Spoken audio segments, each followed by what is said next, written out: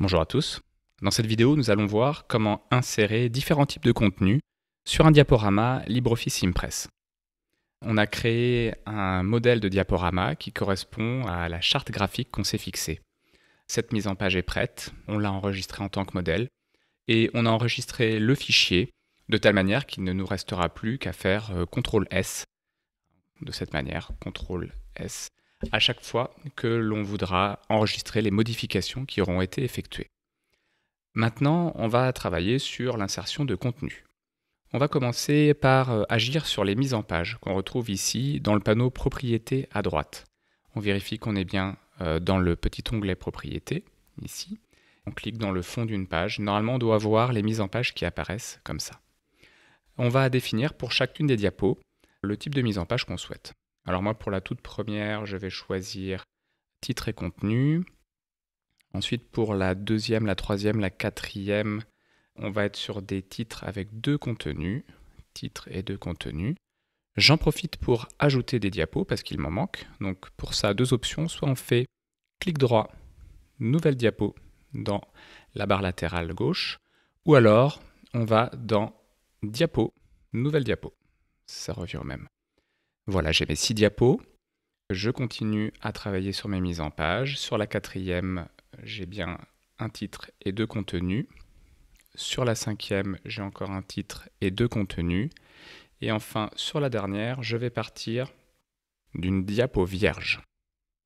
Je peux revenir sur ma première diapo. Je vais commencer à saisir mon texte et puis à insérer mes images. Alors pour insérer une image, on a deux manières de procéder. La première, c'est d'aller dans le menu Insertion, Images. Je vais chercher l'image qui me convient et je peux ensuite la mettre en place. La deuxième méthode, je reviens en arrière.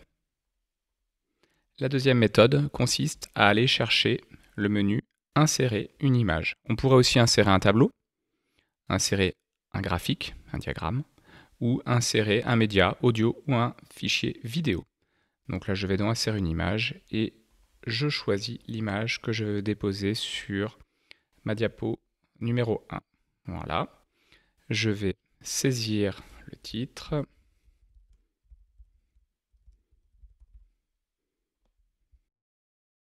Je déplace un petit peu ma zone de titre. Voilà. Et je passe à la diapo suivante. On va accélérer un petit peu parce que la saisie va être longue.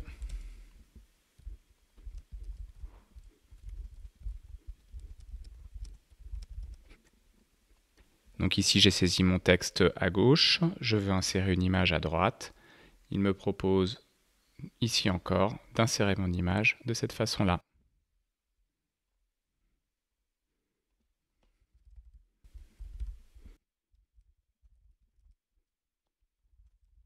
Ici, je souhaite passer au deuxième niveau hiérarchique de mes mises en plan. Donc, si vous vous rappelez bien, dans mon modèle, c'est du texte qui était écrit en blanc et qui n'avait pas de petite puce. Alors, pour parvenir à ce résultat, je vais appuyer une fois sur la touche Tabulation à gauche de mon clavier. Et ça me permet d'avancer d'un cran dans le niveau hiérarchique. Et là, je peux écrire mon texte. Permet d'effectuer l'expression. Et la petite flèche que je crée en mettant deux tirets et un signe supérieur à. Voilà.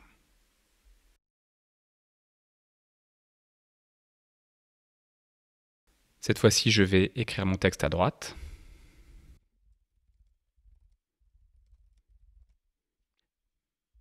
Là encore, pour pouvoir écrire en blanc et avancer d'un niveau hiérarchique, j'utilise la touche Tabulation.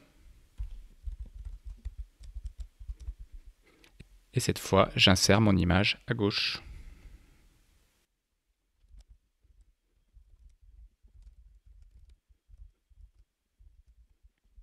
Ici, je remarque que je manque de place pour pouvoir écrire l'intégralité de mon texte. Je vais agrandir ma zone de texte qui est à gauche et j'en profite pour réduire la taille de la zone d'image que j'ai positionnée à droite.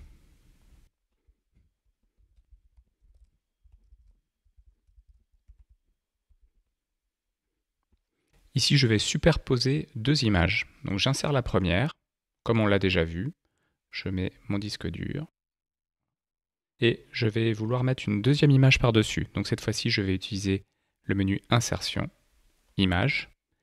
Et je vais positionner ma deuxième image par-dessus la première. Voilà. Puisque un petit peu plus tard, nous allons voir comment afficher alternativement ces deux images en utilisant les animations.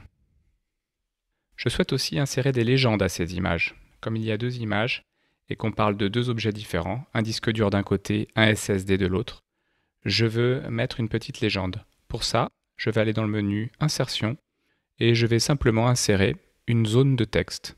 Insertion, zone de texte. Je positionne ma zone de texte ici, disque dur. Voilà. Je sélectionne le texte, j'augmente la taille de la police. 32, ça me semble raisonnable. Et je fais la même chose pour le SSD. Insertion, zone de texte, SSD, et je mets la même taille, 32. Dernière diapo, j'insère une image qui est cette fois-ci une image animée, un GIF. Je la positionne ici pour le moment. Et plus tard, nous allons créer une animation pour l'amener au centre de l'écran. Et je voulais aussi mettre sur cette dernière diapo un lien hypertexte vers un site sur lequel nous aurons davantage d'informations sur le sujet.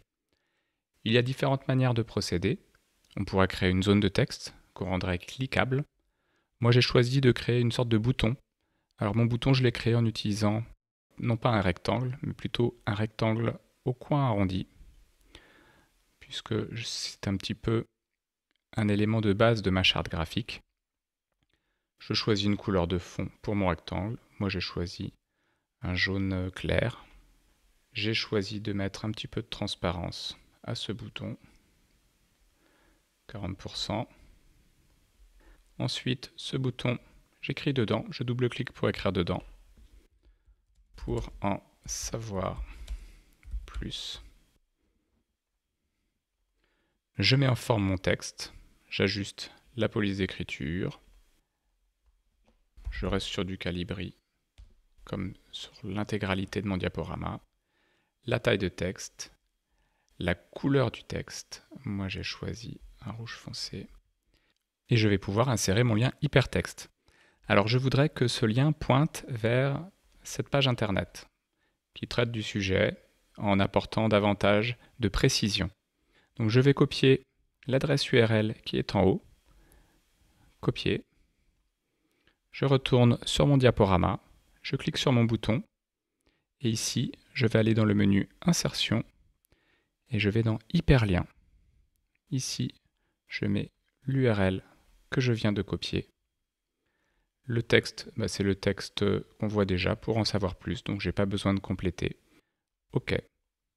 À partir de maintenant, ce lien deviendra cliquable, c'est-à-dire que dans mon diaporama, quand il sera présenté, si je clique dessus, je peux démarrer à la diapo active pour faire un essai.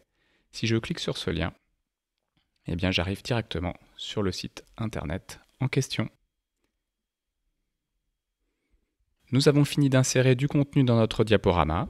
On peut enregistrer le travail réalisé. CTRL S. La prochaine étape consistera à créer des transitions entre les différentes diapos.